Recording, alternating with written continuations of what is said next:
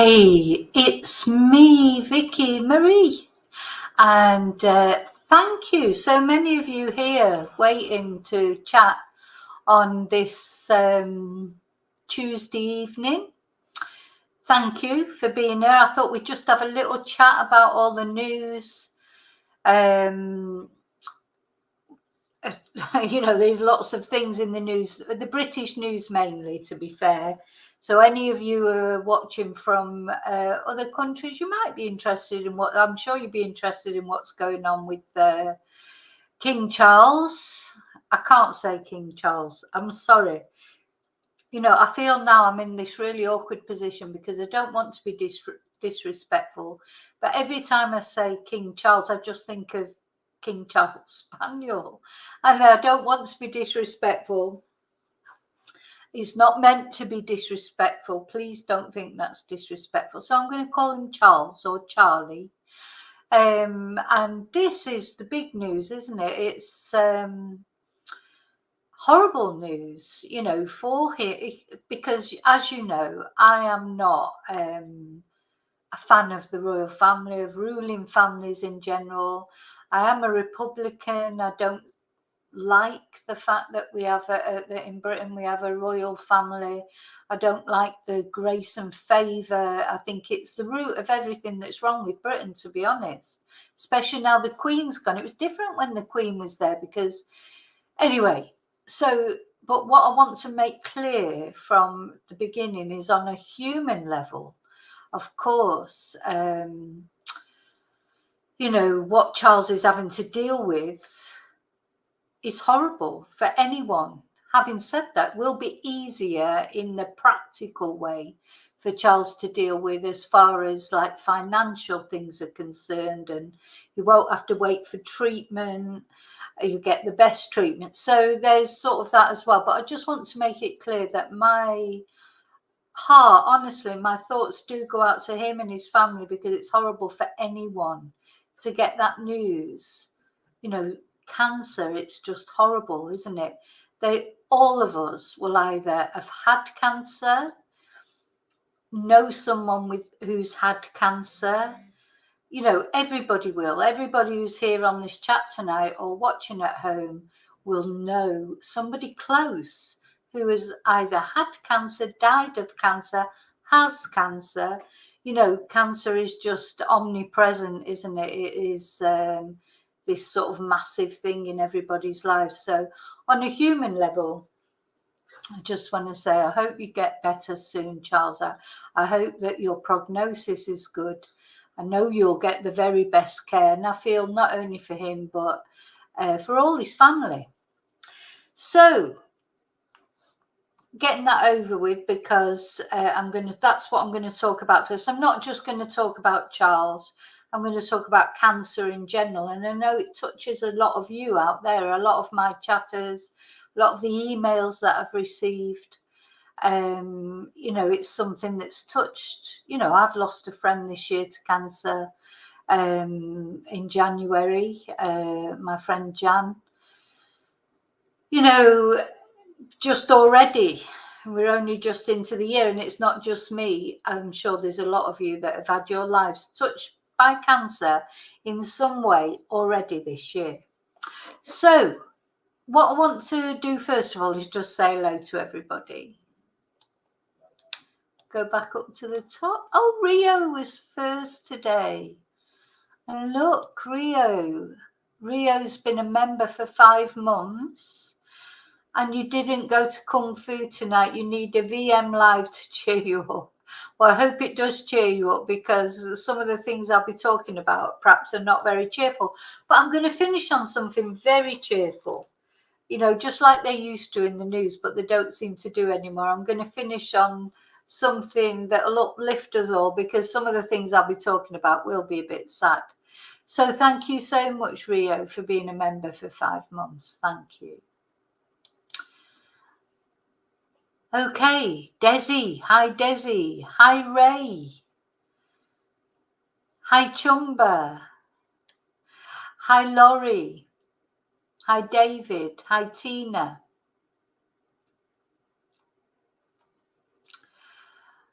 Hi, Susan Tate. Hi, Kelly. Hope I don't miss anyone as usual. I'm going down the thing, and if I miss anyone, just come back in and say hello again, and I'll, if I miss it as I go down. Hi, Bridget. Thank you all for being here, by the way, and thank you for those of you that are at home watching as well.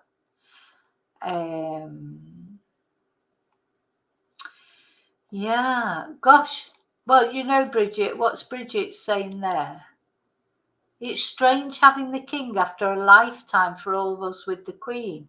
It's true, because for most of us, we never knew, you know, it's always been the queen, wasn't it? It was always the queen. And then Charles has waited so long to be king, and now he's been diagnosed with cancer. I mean, I said, you know, he never looked as healthy as I never thought he would last as long as the Queen did. But having said that, I mean, I'm not saying that he's going to. This cancer is going to get, and people do recover from prostate cancer. It's got, if that's what he's got, because I don't think they've actually released the precise cancer that he's got. So he went in for a checkup on an enlarged prostate, and they found this other thing. So they haven't actually said what the cancer is. I did think it was strange that Harry was just immediately jetted in. You know, Prince Harry has arrived in the UK. It just seemed very quick. You know, because obviously he wants to see his dad. Because, you know, I think a lot of this about the feud in the family, and that is whipped up by the media. You know, I think Harry loves his dad, and I think he would have wanted to come and see his dad, but it just seemed very quick how he came. But anyway, so going back to saying hello to everybody.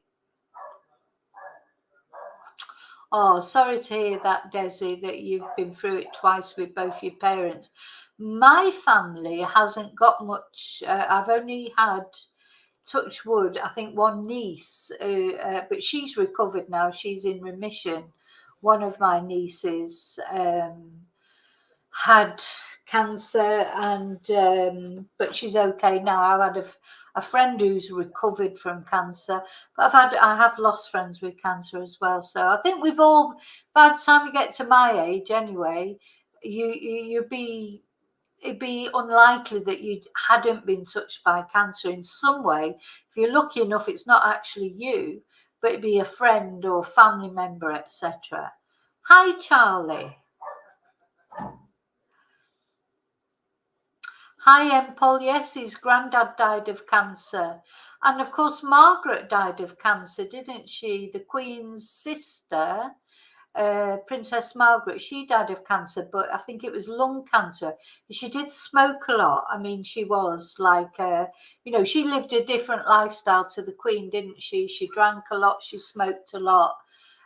She had a much more raucous lifestyle. The Queen, I think the Queen has sort of lulled us all into a false sense of security, hasn't she? Because she lasted so long, she was so healthy. And Prince Philip, to be fair, I mean, he lived a long, long life, and generally a healthy life. So, but you know, Charles never, you know, to me, Charles, I think I've said it in previous videos, not only him, but Camilla as well, never looked so healthy, if you like, as the Queen and Prince Philip. But anyway, we'll see. Could change his life. Hi, Tina. Hi, Jackie with the CQ. Oh, is it pouring with rain there, Jackie? Now, we've still got nice weather here. It's been really nice today, but we've got bad weather coming, apparently. Apparently, they keep saying this, but apparently Thursday, Friday, the weather's going to change here in Spain. Well, Paul, if you get offered a CT scan, you should have it, because, you know, well, if you want to know things, I mean, it's good to be offered it, I suppose. Charlie's having tacos and a grapefruit fuzz. Don't tell me you're still on no alcohol, Charlie. We've Oh, fizz, a grapefruit fizz. We're into February now. You can't still be doing dry January. Hi, Laurie, just in case I haven't said hello to you. Hi, Amethyst. Yeah. Now, this is the key thing, isn't it? Now, one of my... let me say hello to everyone and then I'll go on to the story. Hi, Maggie.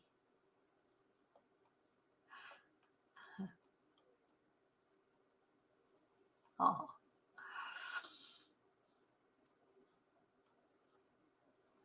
Oh, dear.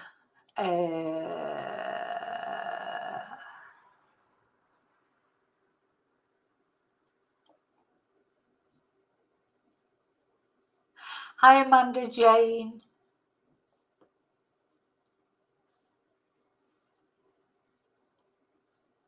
Yeah, some people who are younger might not remember Princess Margaret, but if you've watched The Crown or those, you will know. But she had quite a sad life, I think, Princess Margaret, because anyway, that's for another video. I'd like to do a video about Princess Margaret, actually, because I do sort of feel for her, because she fell in love and she couldn't pursue, this is, whatever you think about the royal family, which, as you know, I don't believe in having a royal family, but I do feel sorry for them as well. Feel sorry for them in some ways and not in others, but they have the choice to give it up. Like the king that abdicated to be with Mrs. Simpson, he gave it up, and that's what they should do, and that's what Harry's done, really. What Harry and Meghan have done to me is very similar to that, and I like Harry and I like Meghan to be, well, I don't have an opinion. Oh, Amanda, I'm sorry to hear that. Very lonely time going through. That's right. You need somebody to talk to about it. Well, at least we can talk about it on here. Hi, blank faces.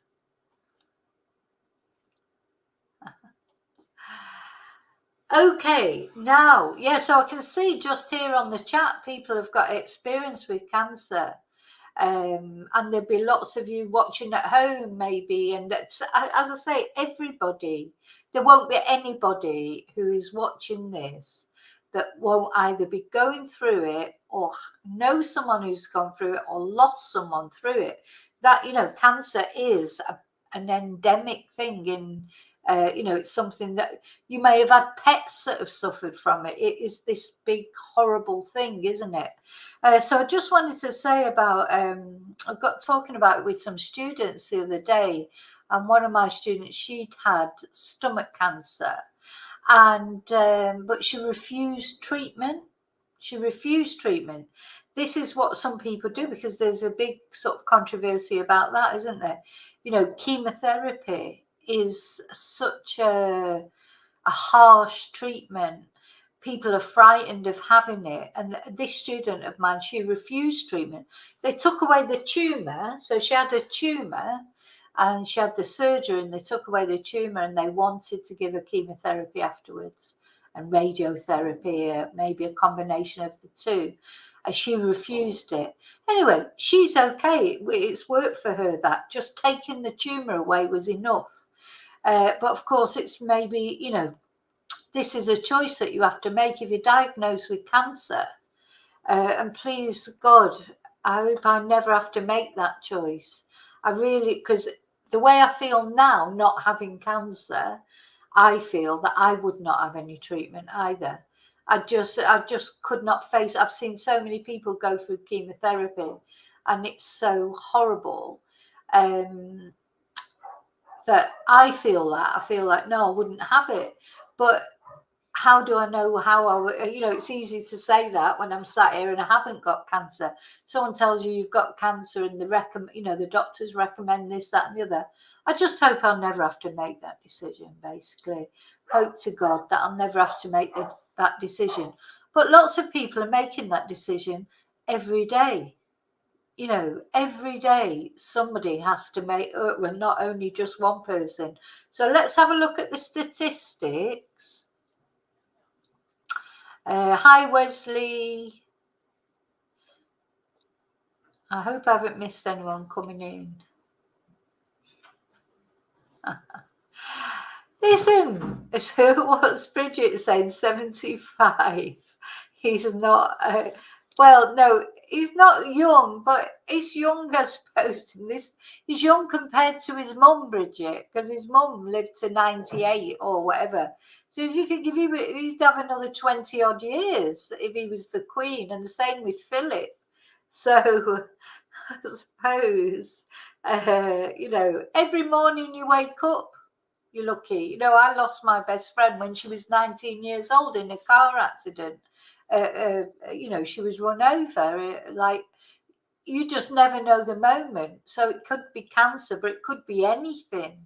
We just don't know the moment. But as far as cancer is concerned, I just hope, as I was saying, that I never have to make a decision. I just think those people who face that sort of thing, the bravery, and I include Prince Charles.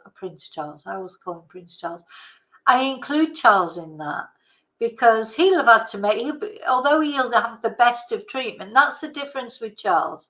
He'll get the best of treatment that other people are not afforded, of course. But it's still a decision that he's got to make. It's still a horrible thing that he's facing. Now, just let me have a look at, hi, Maria.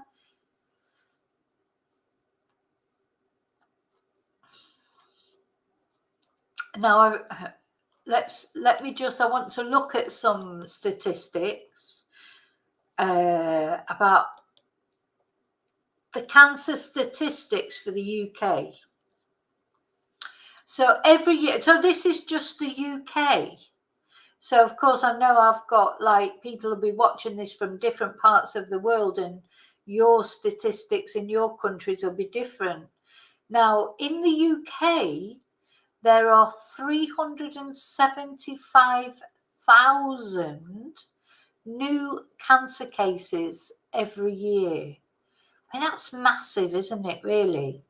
375,000 new cancer cases in the UK every year, about 1,000 every day. So, I mean, it just sort of took my breath away that a bit, because that's a massive number of people. As we're even talking here, people will be being diagnosed with cancer somewhere in the world, at different time things. And then, of course, there are all different kinds of cancer. And we don't know yet what cancer Charles has. And there are some cancers that have a better rate, a better success rate, if you like, with chemo, etc., than others, or a better, what do they call it? Better sort of outcome, a better, I've forgotten the word for it now. Some cancers are less treatable than others and have a higher risk rate, if you like, or a higher level that you're likely not to survive, etc. So let's just have a look actually of this that I've got. What is the hardest cancer? So the hardest cancer, this is what my friend died of in January, was lung cancer. So lung and bronchial cancer causes more deaths than other types of cancers. But again, also the thing about cancer is it's, how can I say it? Some people survive it and some people don't. People can have the same kind of cancer. Like you could get two people who have lung cancer and one person will survive and somebody else won't. So there's a lot, because I think as well, there's a lot of the mental state counts as well, doesn't it?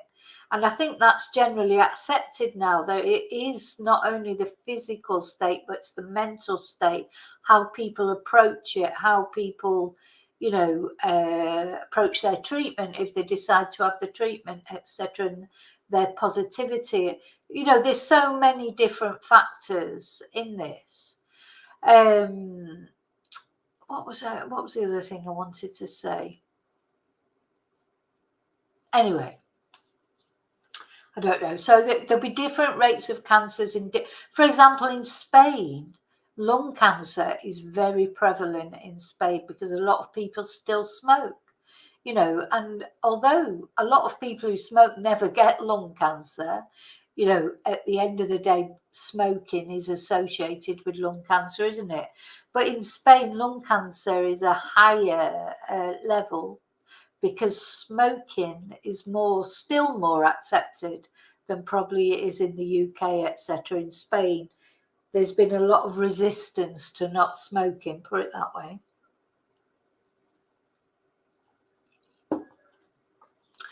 But heart problems are less common in Spain because in Spain they have a healthier diet, etc. So I don't know. So as far as Charles is concerned, a lot will depend on what stage he is at, of course.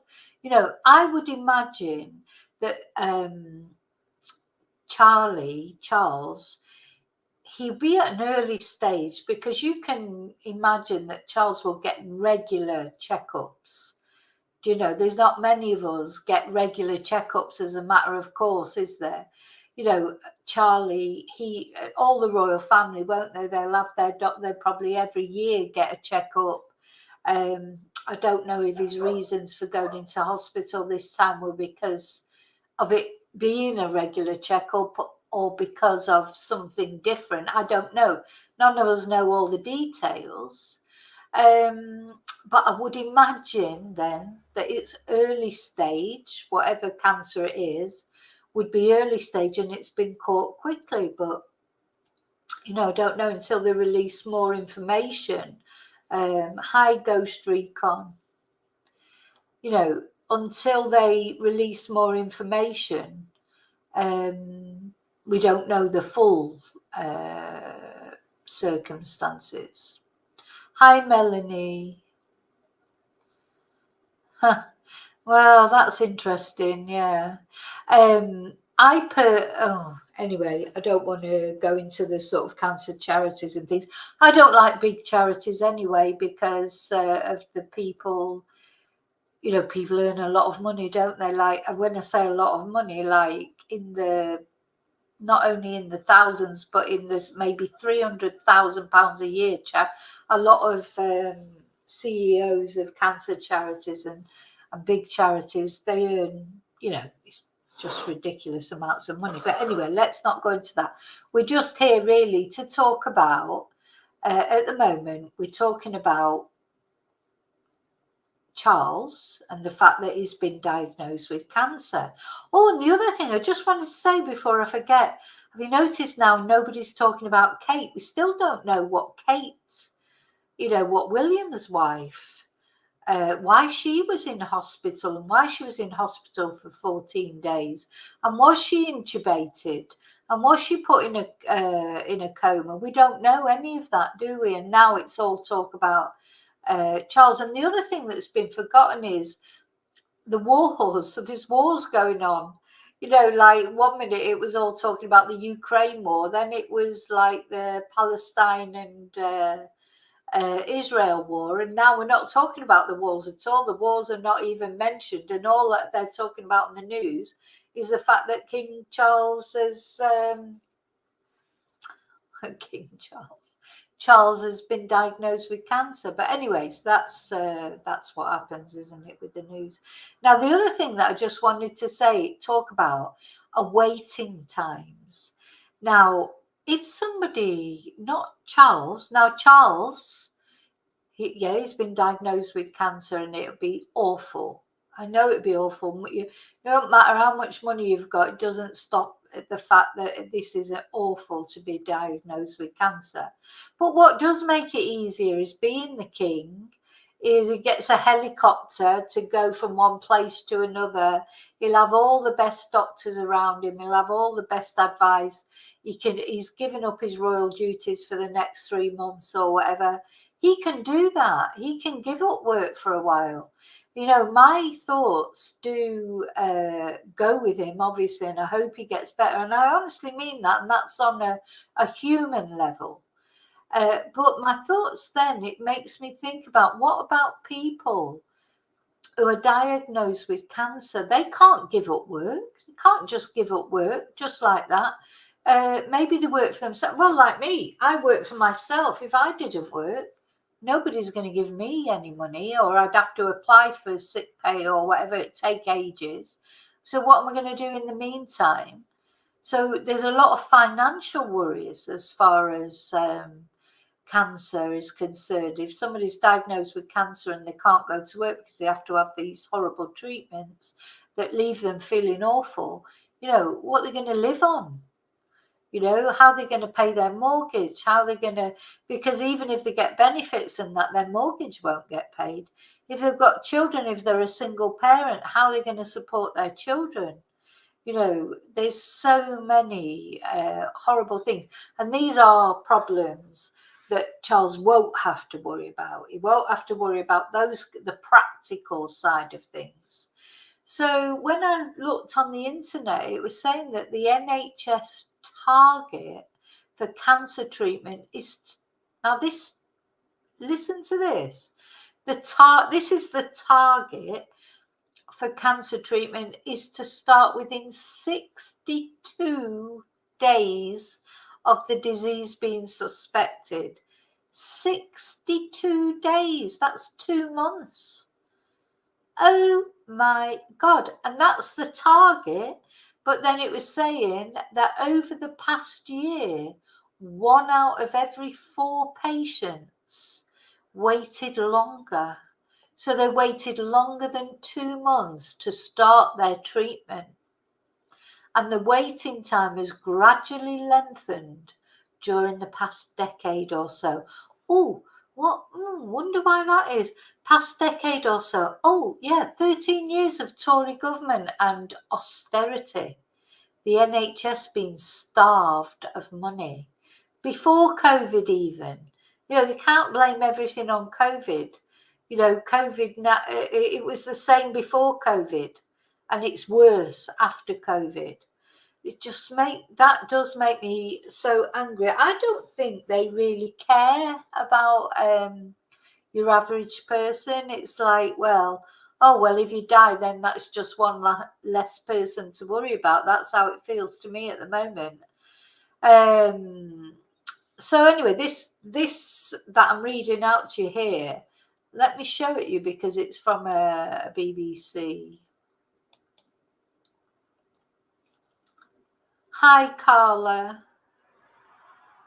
Oh yeah, Fergie has got cancer as well. That's right. She's another one who's been diagnosed with cancer.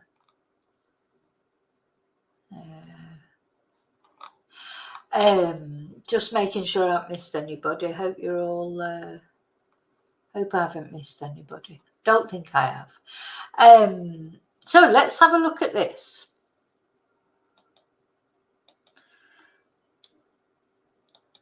Cancer waiting times. So how common is the King's incidental cancer diagnosis? So this guy, Nick Triggle, is saying many cancer patients will recognise the way the King was diagnosed. It's known as an incidental diagnosis. The disease was spotted during care for another condition. So he went in for treatment for an enlarged prostate, and during that procedure, the signs of cancer were spotted. It's very what's the word? It's another mysterious thing, isn't it? The cancer, so we don't know. So what he went in for is the cancer in his prostate, or is it in his stomach? Or let's hope it's not, because stomach cancer, liver cancer, etc. Perhaps prostate cancer has got quite a good prognosis. That was the word I was searching for before. So during the last 12 months, this will be in the UK, 66,000 cancers have been diagnosed and treated through this route. But where the experience of the public differs from that of the King is how quickly this all happened. So he would have been admitted, he was admitted to a private hospital less than 2 weeks ago and has already started cancer treatment. Yeah.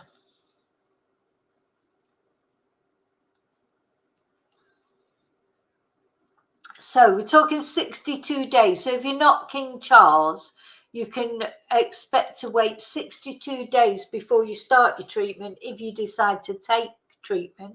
Now, they say he's waited 62 days to, he's already started his treatment, but we don't know what his treatment is.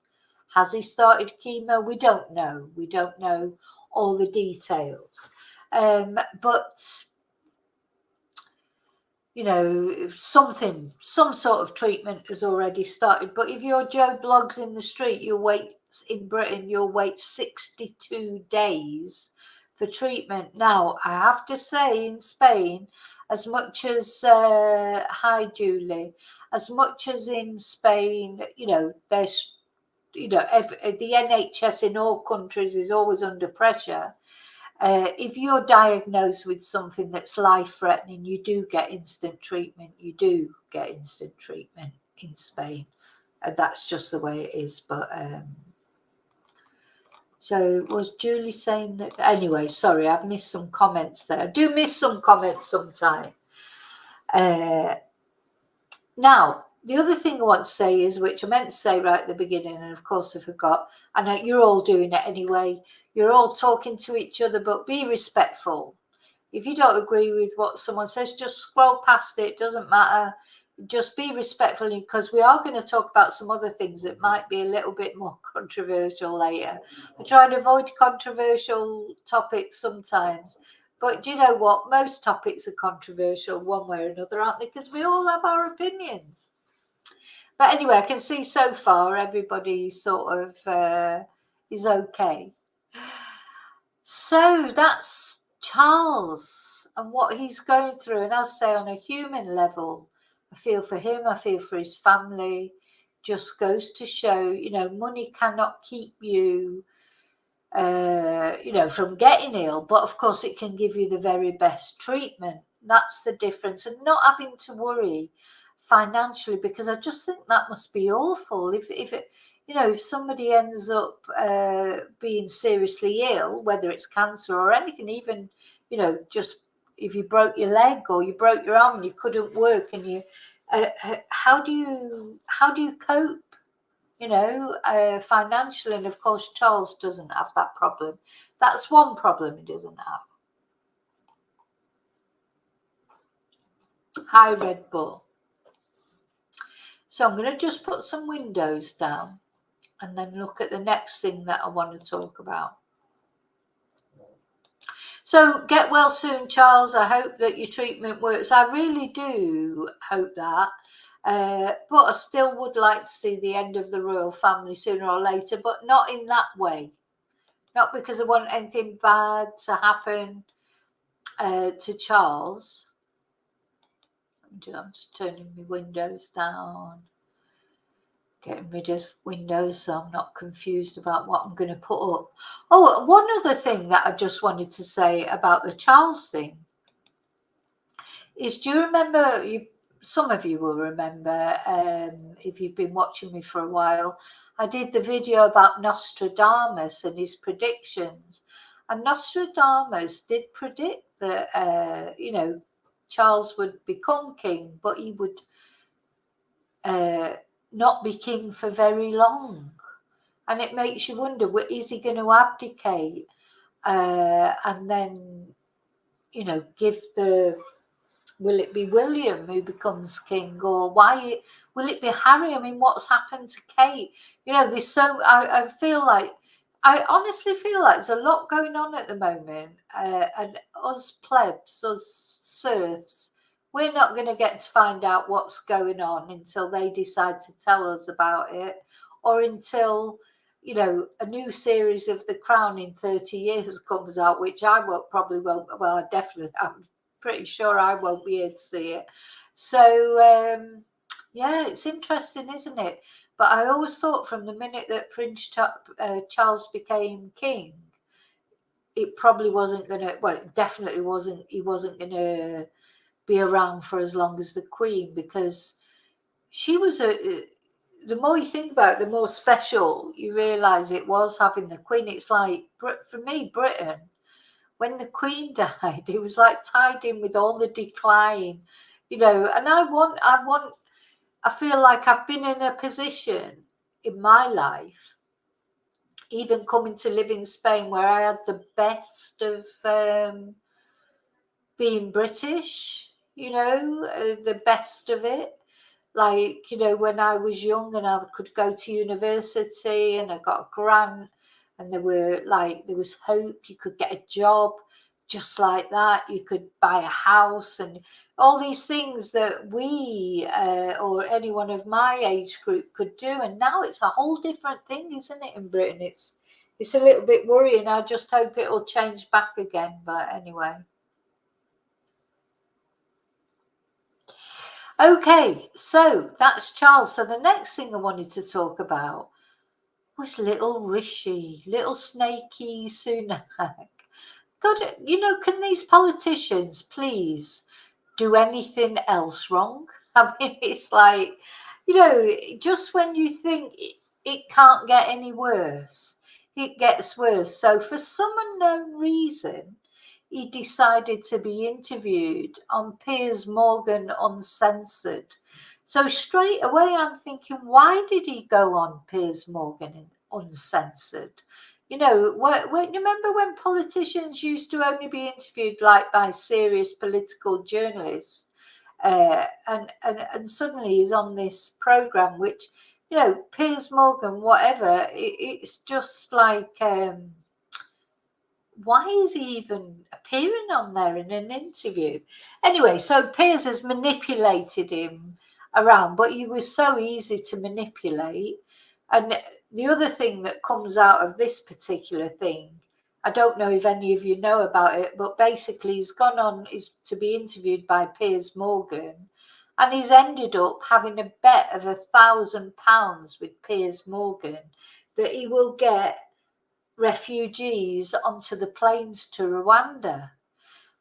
Now, no matter what you think about whether the Rwanda plan is good, bad, indifferent, what Prime Minister, this is our Prime Minister, this is the Prime Minister of the United Kingdom having a bet of £1,000 with Piers Morgan that he will get a plane.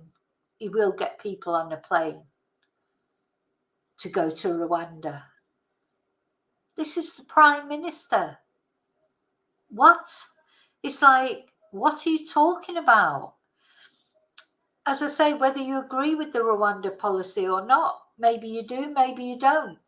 I personally don't, just for the fact that it only takes 200 people a year. It's going to make no difference to immigration in the UK. It's not that I don't agree in controlling immigration, I do, but it's not going to happen going to Rwanda.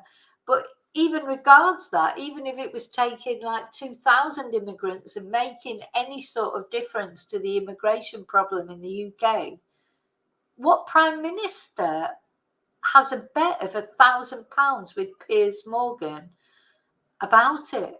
I mean, for goodness sake, where's the professionalism? Where's the gravitas? I feel like I've been saying this for ages. We got rid of all the decent politicians that we didn't think probably, you know, because we always criticize. Politicians are like the police. We criticize them, but we only realise then when really crap ones come out like what we've got now, that the other ones actually weren't that bad.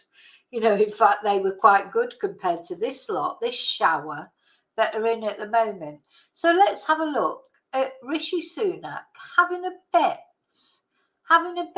with Piers Morgan of £1,000, because £1,000 to Rishi Sunak would be like you and me having a bet of €1.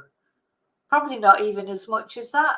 £1,000 is nothing to Rishi, is it? Nothing.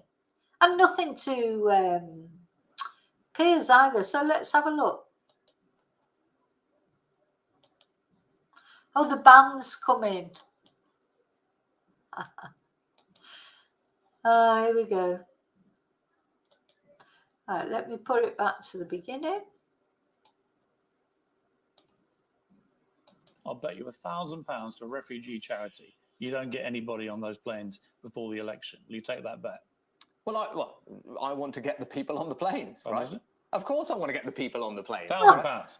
Right, I want to get the people on the planes. I'm working incredibly hard to get the people on the planes. Do you think that should be the priority when at the same time the ONS just predicted we could hit 73 million people who in this country, like coming in, not on boats, but coming in the normal immigration system by 2036? Hang on. Yeah. Now, so he's had this bit of a, I mean, some people are saying, oh, he got tricked into it. Got manipulated into it. He's saying, oh, no, he never bets. Well, he does bet because he, in another video, he was admitting that he likes spreadsheet betting. He does. Anything to do with money. Rishi Sunak is all about money. That's why he was like the fanboy for Elon Musk. He had Elon Musk there. He was like, God, he finally met someone richer than him. He's all about money. And then, so let's watch that again. £1,000 to a refugee charity. You don't get anybody on those planes before the election. Will you take that bet? Well, I want to get the people on the planes, right? Of course I want to get the people on the planes. £1,000. Right, I want to get the people on the planes. So then his defenders are like coming out saying, no, he was manipulated into it. So that doesn't bode very well, does it? This is our Prime Minister has been manipulated into making a £1,000 bet with Piers Morgan about getting the people on the planes. He's not going to do very well with Putin, is he? Or he's not going to do very well with Netanyahu or whatever his name is, or any other world leader that he has to deal with who's maybe trying to sort of get one over on him. If he can't even resist Piers Morgan, how's he going to get on with Putin?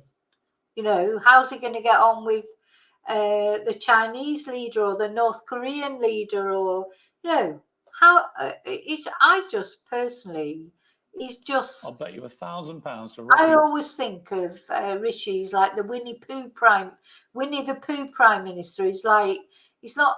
He was not elected for a start. He's not even been elected. So at least even Boris Johnson was elected. He might have been rubbish, but at least he was elected. People wanted him. Nobody wanted Rishi Sunak because Liz Truss even won his own, his own party voted for Liz Truss. They didn't vote for him. Nobody has voted for him. So how is he out there being our Prime Minister? I just don't get it. And finding himself manipulated into this. Let's see. Charity. You don't get anybody on those planes before the election. Will you take that bet? Well, I want to get the people on the planes, right? Of course I want to get the people on the planes. £1,000. Oh, yeah, I want to get the people on the planes. Now, I just want to watch Susanna. Now, I quite like Susanna Reid.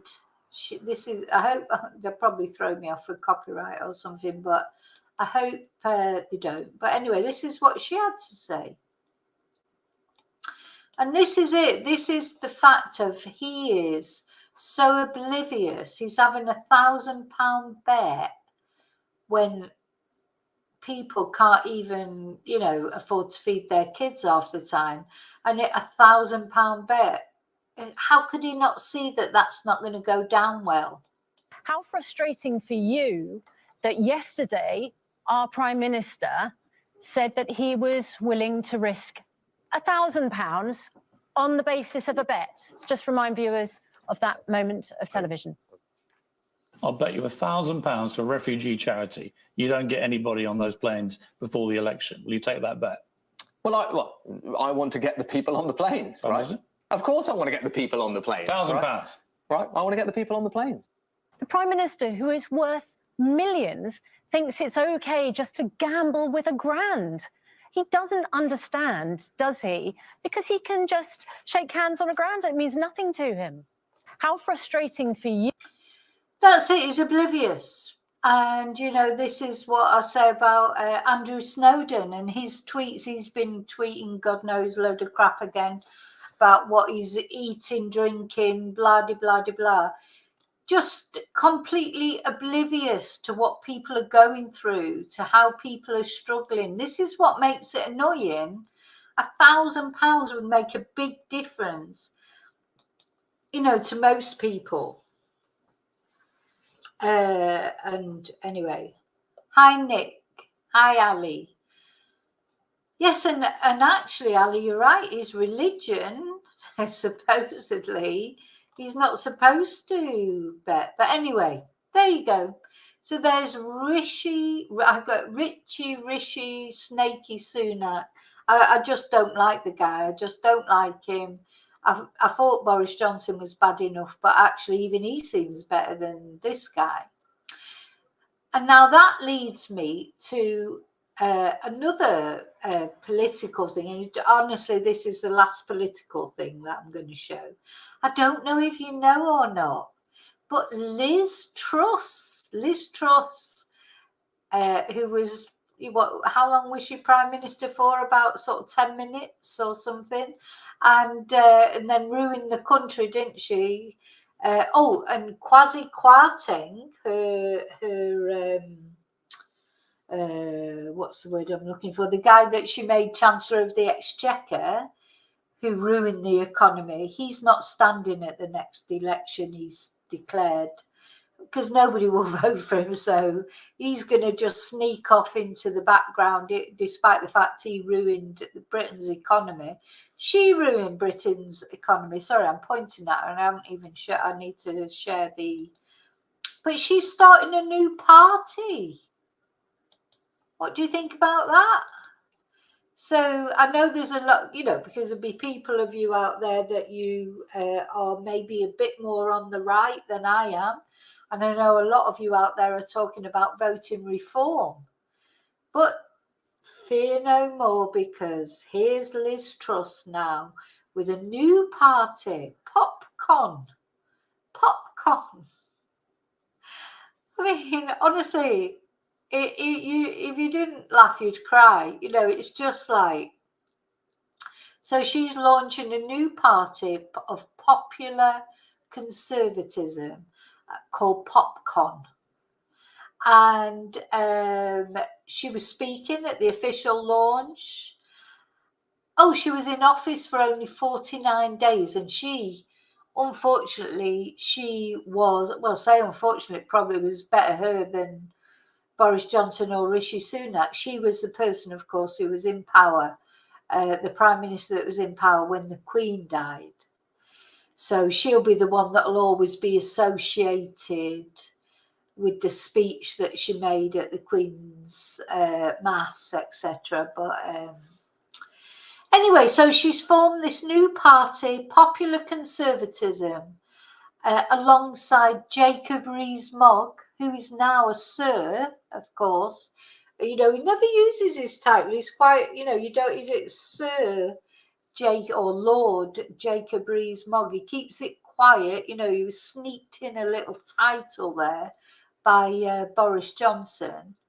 So she said, what has she said? It's time to listen to voters and return to traditional conservatism. Immigration, climate change, state regulation. And the fundamental issue is that for years and years and years, the Conservatives have not taken on... Sorry, it's just so funny, really. It's not funny, but it is. Left-wing extremists. Conservatives have not taken on the left. Everyone's a lefty as far as Liz Truss. If you don't agree with Liz Truss, you're a lefty. You know, and lefty has somehow turned into this sort of negative connotation. Well, I'm proud to be a lefty. And you know what? My dad was a lefty, and my dad fought in the war and fought in the war for freedoms. And he was a lefty. And, you know, that's why they were all so angry when they came out of the war, because Winston Churchill was saying similar things to this, that if you vote socialist, vote Labour, you're a communist, you're a lefty, as if it's some sort of bad thing. You know, it's not bad to be a socialist. You know, so anyway, never mind. And the problem is when we don't know what we stand for, when we're not prepared to stand up for conservative values, who is? Now, but the conservative values that used to be decent, and they were decent conservatives, I don't know where they are now. I think they've just all gone. So she blamed her colleagues in the party for trying to be popular at London dinner parties rather than defending conservative ideals, challenging wokeism and climate narratives.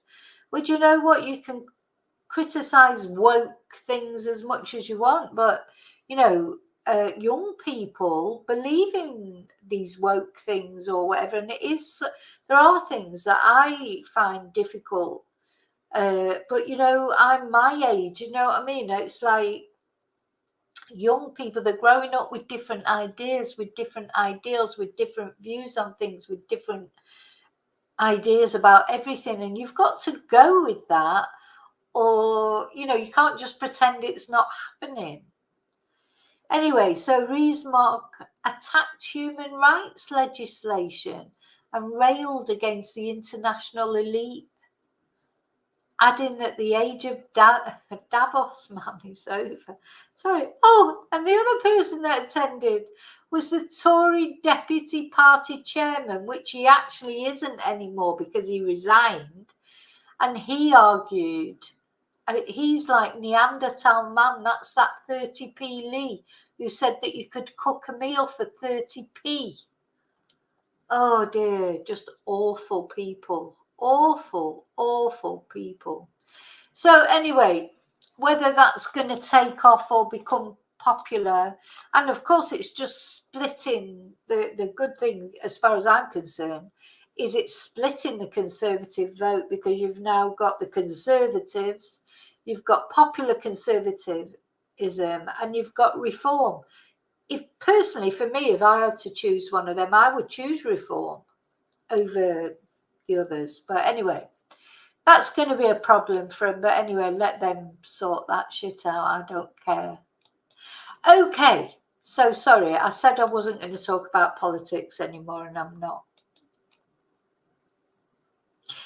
I know I do get a little bit passionate about politics, because I have I love politics. I have a degree in politics, and if I wasn't so emotional about everything, I probably would have quite liked to be a politician, but you can't be emotional and be a politician. I'd be just like getting angry at everybody. Anyway, so we're going to go back. What we're going to talk about now. Let me put some more windows down. Oh, let's have a little talk about this guy who's still, as far as I know, I'm just going to check on Sky News, but he's not been caught, has he? The acid attack guy. And talking of immigration, you know, that's caused a great big fuss, because this, again, you know, this Tory party who say they're being sort of strict, or they want to be strict about immigration, they've been in charge for 13 years. They let this acid attack guy in. You know, he was given asylum despite having a record. Let's just have a look, see if there's any update. They can't find him. You know, they've still not found him. Some people think he may have fled the country. Right, let's have a look at him.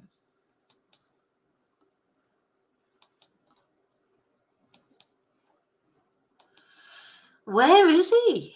I mean, where is this guy? Because he's very distinctive, isn't he? With his great big scar on his eye. Abdullah Zedi. They have arrested.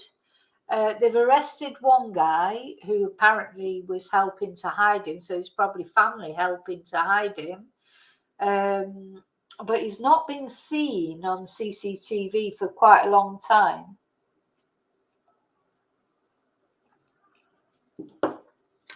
Maybe he's deleted himself. Maybe he has left the country. Who knows where he is? So it turns out he's threw acid, didn't he, in the face of it. It turns out it was his partner, not his wife, but his partner. They were in a relationship, apparently. She had 2 children. The children were also injured in this acid attack. though they're okay. But the mother, she has received life-changing injuries and she may lose an eye, or she probably is going to lose an eye. But this guy is still at large. 5 days later, a guy walking around with a great big scar on his face, and he's still at large. This is the last CCTV. Let's have a look.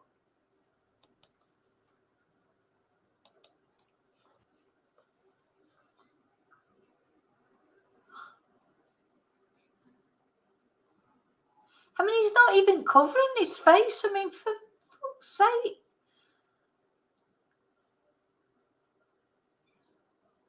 You know, that woman's just walked past him. Did she not think, oh, that's the guy that's been on the bloody news because he's got a great big scar across his eye?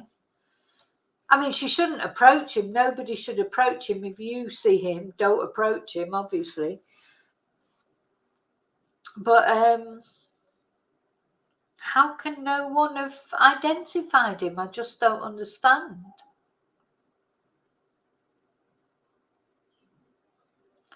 Just walk right past him, you wouldn't notice. Great big scar like that. So Abdul Azadi is still at large. There's a £20,000 reward for finding him. So we'll see how long.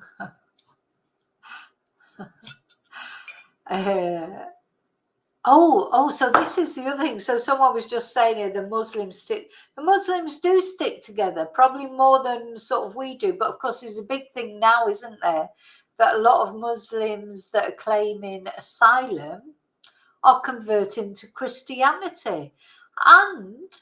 But hold the phone, in prison, a lot of Christians, if you like, British people, are converting to being a Muslim because apparently they get better conditions or better food or whatever. So it seems like now religion is like something you pick and choose depending on how you feel or what suits you best. I mean, I don't believe in religion. I don't believe in exclusive religions. But I don't think you can just, pick and choose. I think I'll be a Catholic this week because this week I want to do something terrible. And I know if I'm a Catholic, I can do it. And then I can just confess and I'm forgiven. And then, but next week I'm going to be a Muslim because next week I don't want to eat any halal meat, or next week I don't want to drink alcohol, so I'll be a Muslim. And then the week after, I think I'll be a Christian, or maybe I'll be a Jew, or maybe, what are you? Choose if you want to have a religion, choose your religion. It's not like picking a holiday or picking what clothes you want to wear. You either are or you aren't. Or be like me and don't have any religion. You can't just pick and choose like bloody pick and mix. What religion do you want? What's going to suit you this week, or what's going to suit you next week?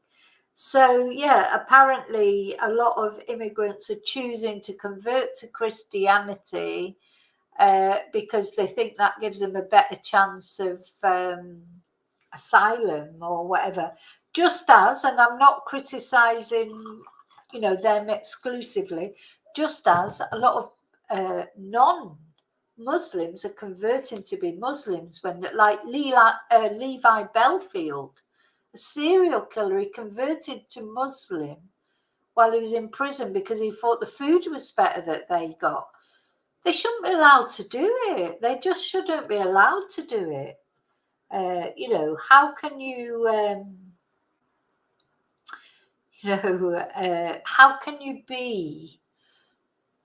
how can you pick and choose? It's not pick and mix. Just don't have a religion then. Just be nice to people. Just, your religion should just be like part of the human race, religion is it's not a good thing. You think of, wars, religion is just not good. It's not the people, it's Talking of religion, of course, everyone in Spain is Catholic, and now the ban's coming up. She's like, God knew that I was talking about religion. Can you hear them? Oh, dear me. They're coming. They're coming. The band's coming.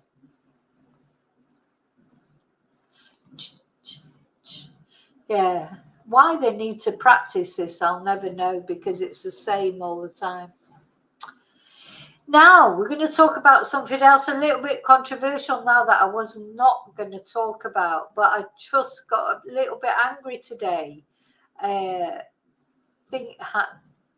Paulie. I got a little bit angry today watching this idiot talking. Now, again, I just want you to all respect the fact that you've all got different views about this subject. And I know people feel strongly about this subject. So if you don't agree with someone, just please, just scroll on, and just as long as they're not disrespectful, of course. But a lot of you will have heard. Let's go. A lot of you will have heard there was another dog attack this week with the XL bullies that killed a grandma. Now, whether you know the circumstances of this, but I think it was the son-in-law who had 2 XL bullies, and they'd had puppies. The grandma was looking after their child, and also looking after the puppies. And the owner, oh, here it comes. The owner had said to the grandma, if the puppies start fighting, get a broom. You know, oh, sorry, you left it.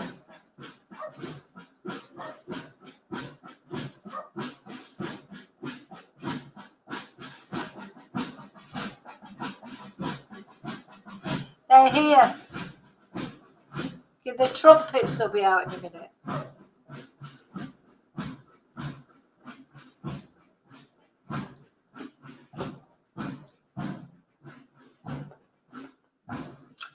Okay, no trumpets are going past. So yeah, so this poor woman, this poor grandma is looking after he was looking that the child wasn't. Oh, here's the dog now. Oh, Riley's scared because you don't like the band, do you? Come up here. Come and say hello. You like to get on the camera, don't you? Come on. Come on, you coming up? No, he's just glued to my leg. It's not my bed, it's the band. It's the Easter band practicing for Easter, which is another 2 months away, but still practicing already. So yeah, so luckily the child wasn't killed as well, you know. So this poor grandma this is so sad, because it's sad obviously for the grandma, for the woman that's been killed. And it's sad for the dogs, because the dogs have been put down. I don't know what's happened to the puppies. I presume that they haven't been put down. But anyway, then the idiot guy who owned these XL bullies. See, to me, the XL bullies, they're like, it sort of makes me feel a little bit more understanding of how people feel in America with guns. Because at the end of the day, lots of people have got guns, which are really dangerous. Lots of people have got XL bullies, which can be really dangerous. But lots of people in America have got guns, and they're responsible gun owners, and they don't go out shooting anyone or doing any, you know, do you see what I'm saying? The same with XL bullies, or any dog, any dangerous dog, or anything dangerous, machetes, knives, whatever, anything that can do damage to somebody. It probably isn't the thing itself, it's what people do with it. But the problem is, not everybody treats things responsibly. So what do you do? Do you ban it completely? Like, do you ban guns because some people go out and use guns in a bad way? Or do you ban dangerous dogs because some people can't, don't cope with them properly? Or do you ban machetes? Or do you ban, what do you do? Do you just say to people, it's a bit like it annoyed me that Ryanair, I mean, I know I'm using like sort of lots of different analogies, if you like, but to me, they're all similar. It's like on Ryanair, on their flights to Benidorm, they've banned alcohol on a lot of them because some people get absolutely pissed and start like, making a nuisance of themselves and causing problems. And so what they do is they ban alcohol on the whole flight. But that's not fair to people who maybe need a little tipple to get onto a plane in the first place, or drink responsibly, or or it's like banning something completely just because some people, some twonks, can't deal with it properly. Do you see what I'm saying? It's like where do you, what do you do? So anyway, this guy, and he is a twonk, who had these dogs, who's really responsible because he left these dogs with this grandma, this child, and the puppies, and told the grandma to use a broom. Could you imagine? She's using a broom on those puppies. So that mummy dog will have gone mental seeing her do that. She would have felt threatened, So anyway, let's have a look what this guy says. So this guy now, the guy who owns this dog, he's just looking for publicity because he's a rapper. He's a rapper. He's got some YouTube channel rapping, and he's gone on to the Sun. Do you think he's been paid? Probably. He's gone on to the Sun, made an interview with the Sun, an exclusive with the Sun, tearful, asking for this breed to be wiped out because they killed his mother. I thought it was his mother-in-law. Don't tell me this was his actual mother. Please. Anyway, let's have a look at what he's got to say. It probably will make you a little bit angry. But anyway, I wasn't going to do a video about this at all because I thought it was too upsetting. But when I saw him talking on the Sun website, and I just want to say, let me put it back to the beginning. I just want to say, so this is the Sun. So do you remember when we watched the Nicola Bulley crap documentary that was on Channel 5, and the Sun journalist Jane Moore was on there, sort of getting on a high horse about social media and this, that, and the other. This is the paper that she works for fuck's sake. Anyway, sorry, swore then. The American XL bully is clearly a danger to our communities. It's right that we take urgent action to stop these attacks and protect the public. I've asked ministers to convene a group together, including the police and experts in this field, so that they can firstly define the breed, and then using the powers under the Dangerous Dogs Act, we will ban this breed with new laws in place by the end of the year. Oh, bless. I think anybody seeing what's happened in relation to these dogs in recent days and weeks is appalled. And I think the first thing I'd like to say is to those most affected, the families of those affected by these awful incidents. They should be banned. There's been a clear case for banning them for a long time. So what I say to the government is good, get on with it. And the sooner we can do this, the better. There's a lot of things going around about me, and I don't want people to think I'm this person. So here he is, Ashley Warren. He was the owner of these two XL bullies. He doesn't want anyone to think badly of him.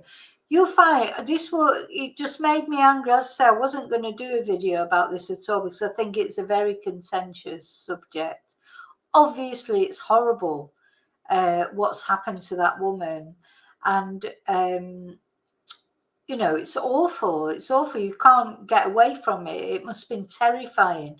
But this guy coming on talking like this, like he's the victim, and probably getting paid, I would imagine, for this interview. It just for publicity for himself. When I ain't. I'm a good father. My son lost his mum three years ago, and all I've done is try to make sure my son's had a good future. Now, he says my son lost his mum a few years ago. I'd be interested. I don't know what happened to his mum. I need to perhaps investigate that a little bit more. I have no idea what happened to his mum. A good life. That's why I moved out to London to Clacton to give my son a new fresh start. Since being in Clacton, I was at Address Essex Avenue for a few years, where when we first moved there, we only had Beauty, the black dog. She was only like 2 years old at the time. Happy dog, never vicious, never spiteful. Esther used to visit at this time. My son's grandmother used to visit at this time because I wanted them to have a bond, because... So this seems to me now, from what he's saying then, so this poor boy, his son, has lost his mother a few years ago, and this is his grandmother. So this is the mother of his ex-partner, is it? My son's mum, I knew that's what she would have wanted. She would have wanted them not to have that bond, so I made sure that stayed for Jaden as well. And the pups, I then got another dog called Bear a few months later. He was 7 months old. He was a registered bully as well. I came with paperwork and registered papers. He was only a baby. He's still a baby now. Now, these were registered. You know, that's the other thing to remember. They were registered. They weren't unregistered. Before the incident, this year after that, in December, just gone, they had puppies. Before the puppies were born, Esther used to come round to the house, and she used to play with the dogs and play with Bear and Beauty, and there was no problems. They were happy. They knew she was coming around, visit my son, play with the dogs, and this was before the puppies were born. When the puppies were born, we moved to another house in Hillman Avenue, and my Beauty had 12 pups. We was able to give 4 of them away before the laws. So she had 12. So he had this 12 pups, and they managed to give 4 of them away, he said, before the laws changed. Is it just me, or is there something strange here? So he's lost his partner, and now this is his partner's mum who's been mauled to death by these dogs. Come in, and the rest we had to keep because unfortunately the law changed. So we was keeping them till the new law June, so we could get them neutered and injections, and because they're only 3 months old, they're still very young. So I had the 8 pups in a pen, and I had the 2 big dogs out. Esther used to visit the house all the time. They would spend time with me, Jay, the dogs. So he's saying they had 8 puppies in the pen. And Esther, so this is the grandma. She used to visit the house all the time, he said. So he's got 8 puppies and the 2 big dogs, the parents, I suppose. This is something fishy here, I think. So is it just me? But I think there's something fishy. Our relationship before this happened was really good. We was really getting along and doing the best we can for my son. And before I left the house, everything was happy. I phoned Esther a week. Yeah, he's quite false, isn't he? Is it just me? Like, do you feel like he's genuinely crying? Are there tears? There's something fishy here for me. before the incident, I asked her, can you come and look after my son Jaden and the dogs, because I don't really trust no one else around my son, and it gives you a lot more time to bond and spend time together. And I said, obviously, you know, the dogs are there, and I said, do you mind looking after the dogs? Esther said no. The dogs know her, and she's perfectly happy to come and look after. She just wanted to sort out the times, because, you know, the train times were there was transport concerns, so of getting up here. So she said that she'd come up on Friday and stay the weekend from Friday till Sunday, so it made it easier for her to get home. And I said, that's fine. And then in the end, she texted me back and said that because of the trains, she spoke to me on the phone. She said, because of the trains, she ain't going to be able to come Friday, but she'll come on the Saturday. And I said, thank you very much, Esther, because I need to go out and create a video. And thank you very much, Esther, because I need to go out and create a video. It's too much information. And as Nick said, dry tears. There's no tears. It's like, but it's nothing, no genuine emotion there. If you stop that there and you look at his eyes, where's the tears? Where's the emotion? Is it just me? And I couldn't possibly say, but I feel like there's something weird here. What happened to the mum of his son, I wonder? Do some stuff. So thank you very much. And then after that, she came. She texted me. She said, I'll get there for 12 or 11:15. I said 11:15 would be better, because then I could get out a bit early, Esther. And she said, that's fine. And she got to my house at 11. So I said, she said she'd get there at 11 or 12 or 15. He hasn't, he's just making it up as he goes along. There's something really, really weird here. It's like you're wondering, did he set them dogs on her? I didn't say that, allegedly. I'm not like... This is the only reason that I am even doing it. I wasn't intending to even mention this, because it happened a couple of days ago, and I just tried to sort of ignore it because it's just so contentious and it's so upsetting. And then when I caught this today, his interview, it just straight away made me think, this is not right. This is not right. There's something odd in this whole thing. 11:15. I left the house at 11:45. Before I left the house, I said to Esther, I said to Esther that I said to her that are you gonna be okay? I said, are you sure you can manage? And she said yes. And what do we think? Is that genuine emotion? Is it? Maybe it is. I don't know, because I don't know this guy. Maybe this is the way he shows emotion. But I said to Esther, are you going to be all right? And she said yes. Well, I tell you what, if I would have been Esther, I would have just got that boy, took the boy to my house. There's no way I would have been there with all them dogs. I asked my son if Nanny needs a hand. Can you just give her a hand, please? My son said yes. There's 3 pups that can jump over the pen, because they're the bigger ones like the pups, so there's 3 of them that can get over the pen. So when I just said, I mean, why would you even put your son in there with him? It's like he has got a tear there. There is a tear. Esther, me and Jay normally just pick them up by the back of the collar like the mum does and put them back in. So that was the only thing that you'd have to do, and let the dogs out. So by just opening the front door, and then they run out. So I showed Esther and she knew what to do. She's comfortable. And I said, you sure okay? She goes, yeah, I can manage. Just go and have a good time. I got in a cab, went to the station. I had to round the back ways of travelling because the railway replacement. So it took me about, say, 3.5 hours to get to London. When I got there, I started shooting the first little bit of a video, and my son rang me, and he was in bits telling me that Nanny tried to break up the dogs fighting, and Bear pushed her over.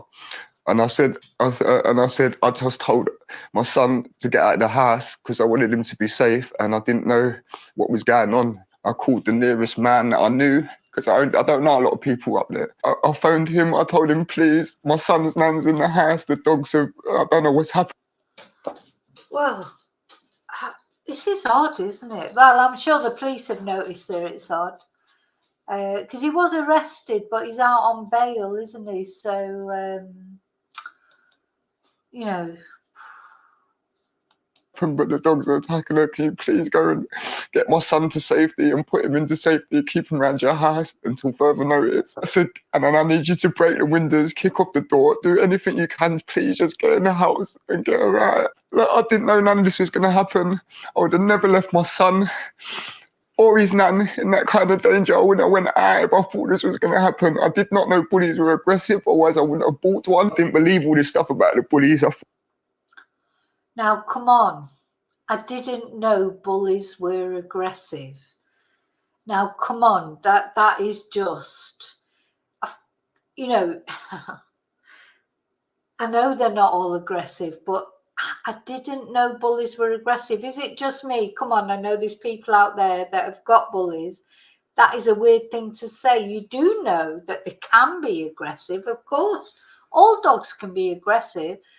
And the thing about bullies is they're just so big. That's it. So you've got, or he's talking about as if he didn't, know anything about this breed. He didn't know anything. I didn't know bullies could be aggressive.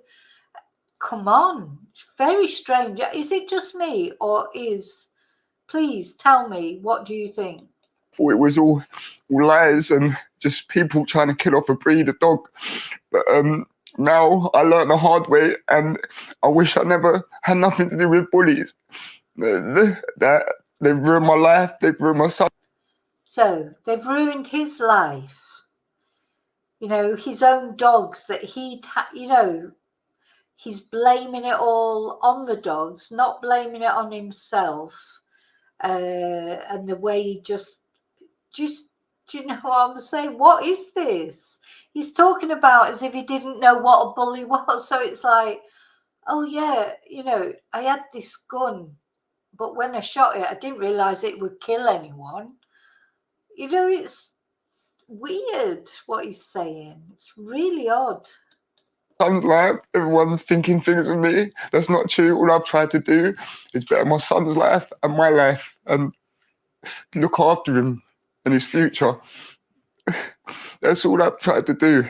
And me and Esther was happy. We had a better relationship now than we ever did before. And we was really close before she passed. And I loved his mum. I was with her for 14 years. I loved her also as well, very much, both of them. And I'm just sorry for what Esther must have went through, and I'm really sorry for everything. But please don't think of this of me, because I'm not that person. And this is a tragic accident, and I didn't know none of this was going to happen. Right. Okay, come on. What do you think about him? Hi, Yvonne. Right, I've got to watch that again, because I just cannot believe the way he's talking. Does anyone see? Does anyone think that he is genuine? I mean, is it just me? This is very odd, isn't it? Very, very odd.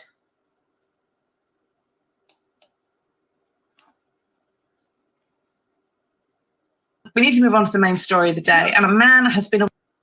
No, that's not what I want. I want this one.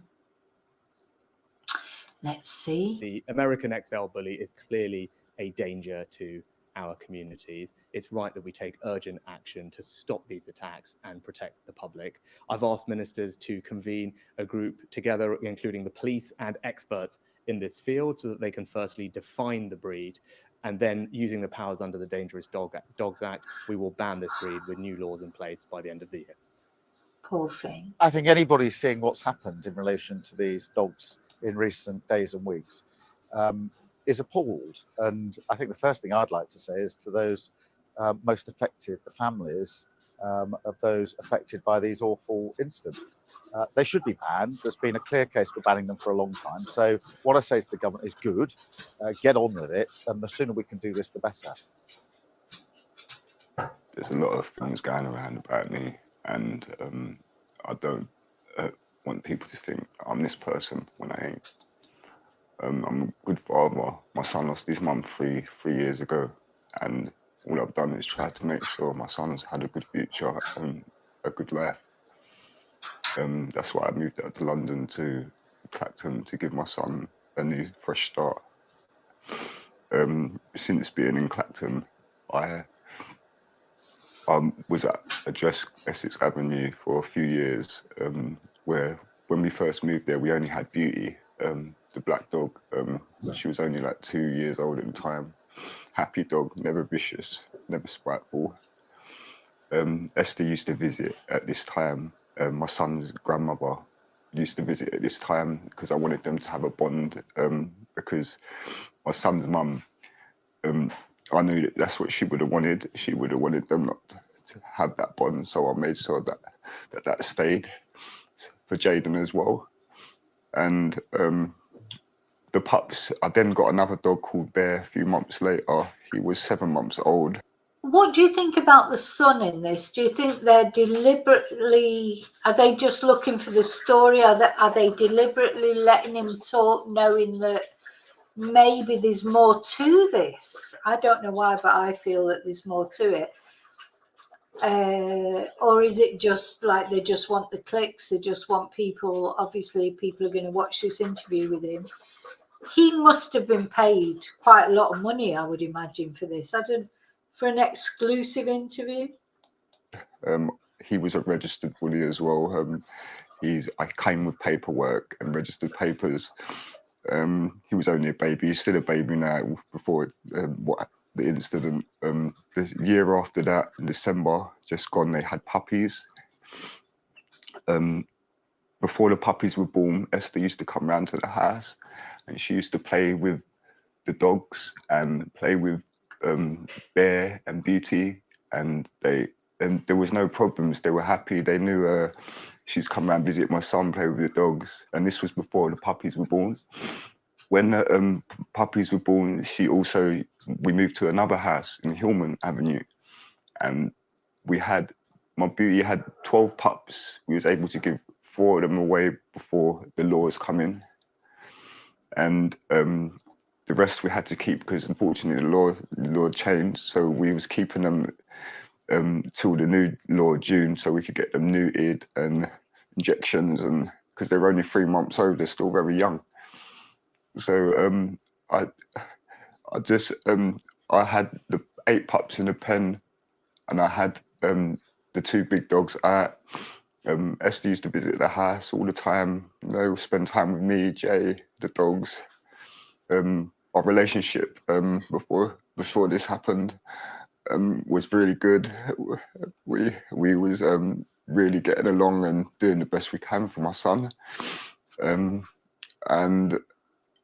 before I left the house, everything was happy. I phoned Esther a week before the incident. I asked her, "Can you come and look after my son Jaden and the dogs, because I don't really trust no one else around my son, and it gives you a lot more time to bond and spend time together." And I said, "Obviously, the dogs are there." And I said, "Do you mind looking after the dogs?" Esther said no. The dogs know her, and she's perfectly happy to come and look after. She just wanted to sort out the times, because the train times were, there was transport concerns, of getting up here. So she said that she'd come up on Friday and stay the weekend from Friday till Sunday, so it made it easier for her to get home. And I said, that's fine.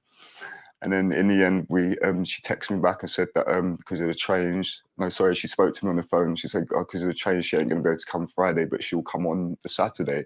And I said, thank you very much, Esther, because I need to go out and create a video and do some stuff. So thank you very much.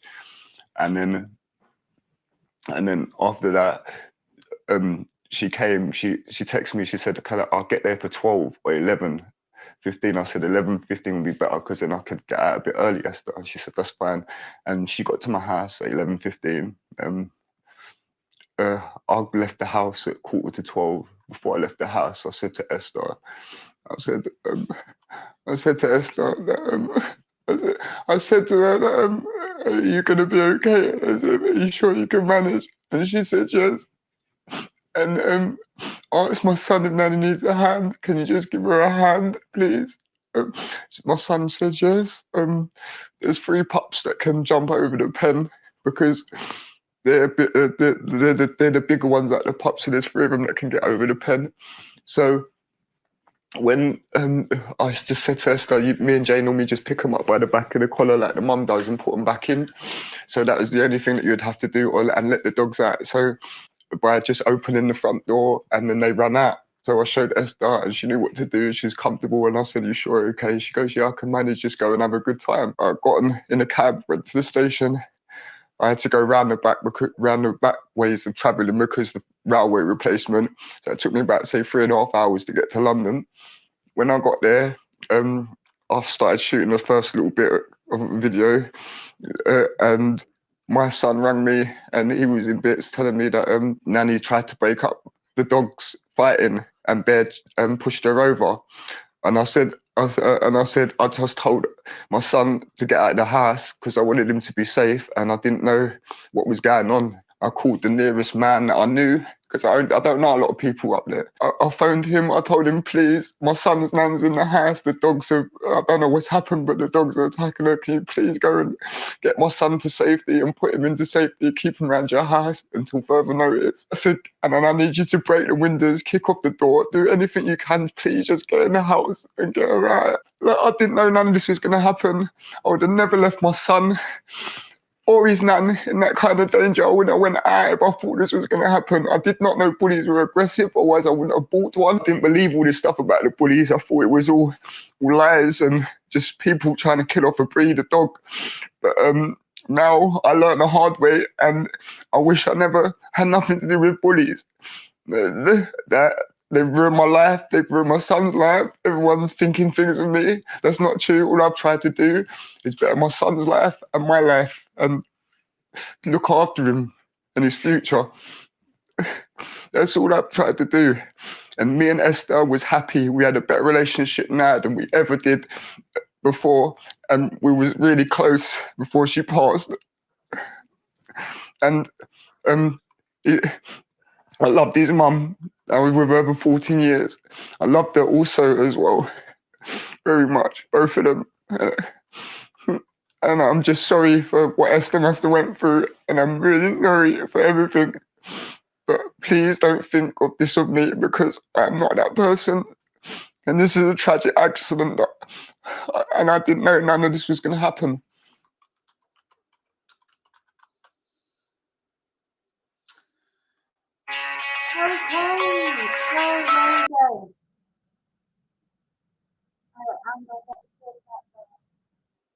I get a very bad vibe from that guy. What happened to the partner?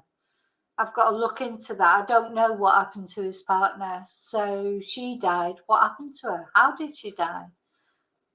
Something strange. Exactly, Paul. The backstory.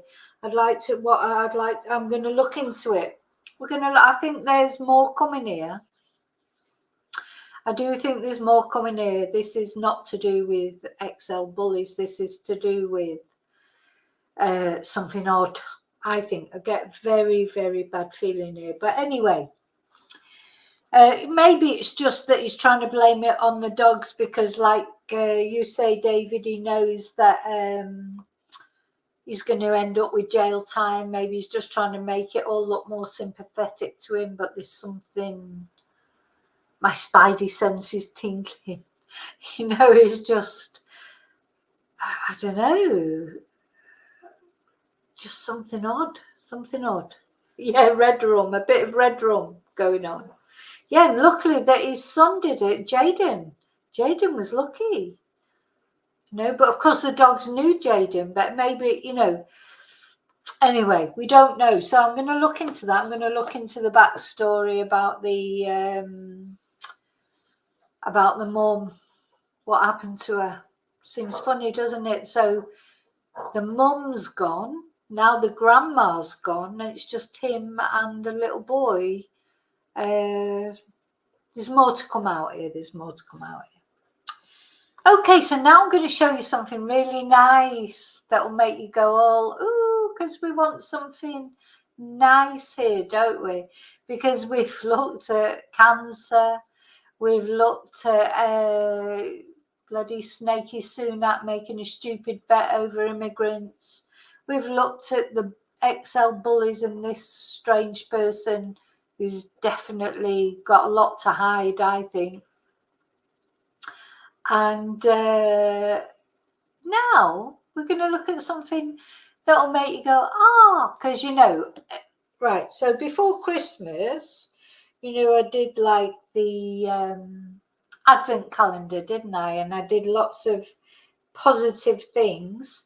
And one of the positive things that we looked at was the kangaroo sanctuary. And another sanctuary I follow now on Facebook is a wombat sanctuary. And there was just these lovely videos on there this week that I want to show you, because I know they'll make you go, oh, you just couldn't help but not. So let's have a look at the wombat sanctuary. Yes, where I want a wombat now. That's what I want. My next pet, I think I'd really, really like a wombat. So cute. I want a raccoon. I want a wombat. I want a kangaroo. I need to go and live out in the campo somewhere, I think. Good job I don't, because I'd have all these things. Hi. Oh. So, oh, hang on. Let's put the sound on. So these are the wombat babies. Let me go back to the beginning.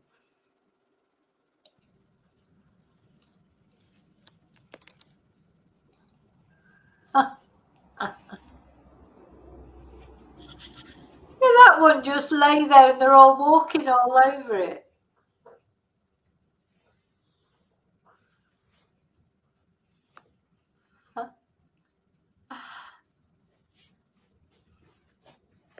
Having a little fleck, a little fleck.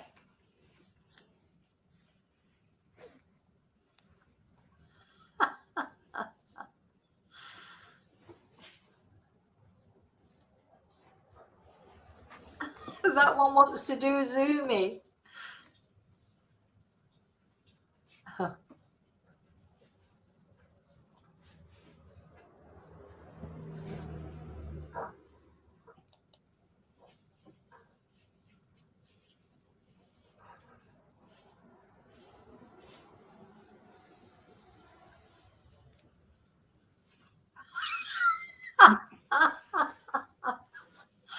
Oh dear, that's so cute. Look at their little tummies.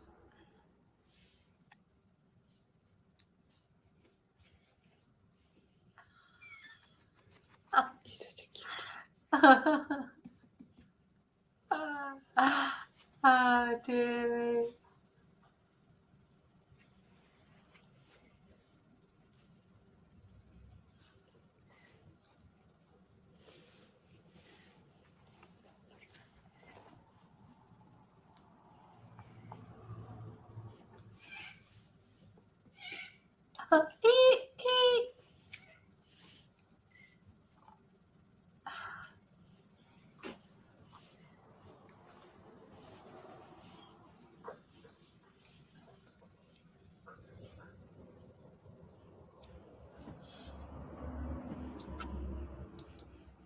So it's my birthday in August. If anybody wants to know what I'd quite like for a birthday present, I want a wombat.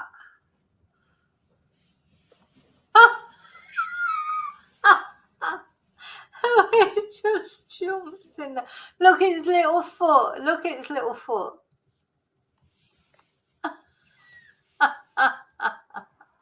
I just adore. They are just adorable. I just love them.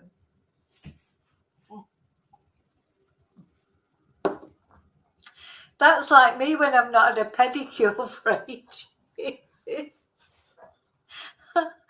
Oh dear. He's like, oh, I'm just going to snuggle around. I'm just going to snuggle around in here. Oh, let's watch it one more time. Let's watch it one more time. Oh. The way that one just walks over, that is just so cute.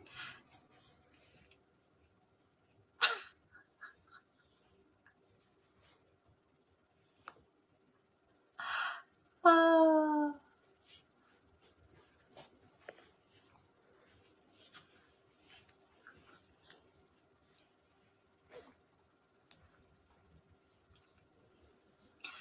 They're so chubby, aren't they? They're obviously getting fed well. They're like little chubsters. Oh dear. Thank God for animals. That's all I can say. You know, animals are so cute. It's just people.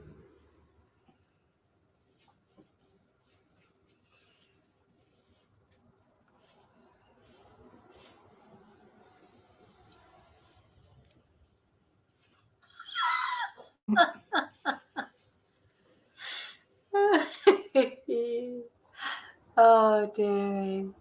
Do you know, everybody likes having their tummy rubbed, don't they?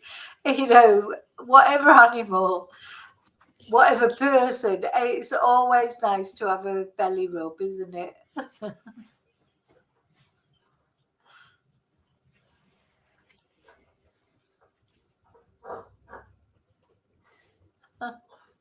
Oh, what a little cutie.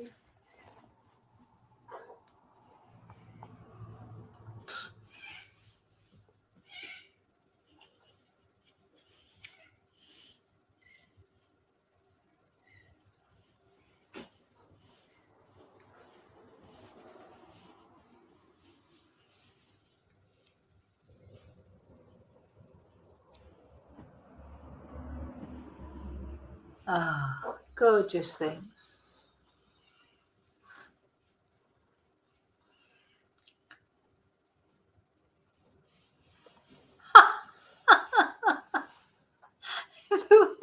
Just hopped in there, but left its foot there just for us to have a little look at. Oh, dear me.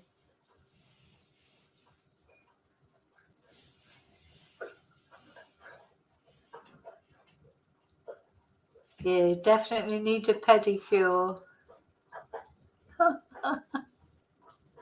That's like when you get your feet out when the weather starts getting better and you suddenly realise, oops, I should have had a pedicure.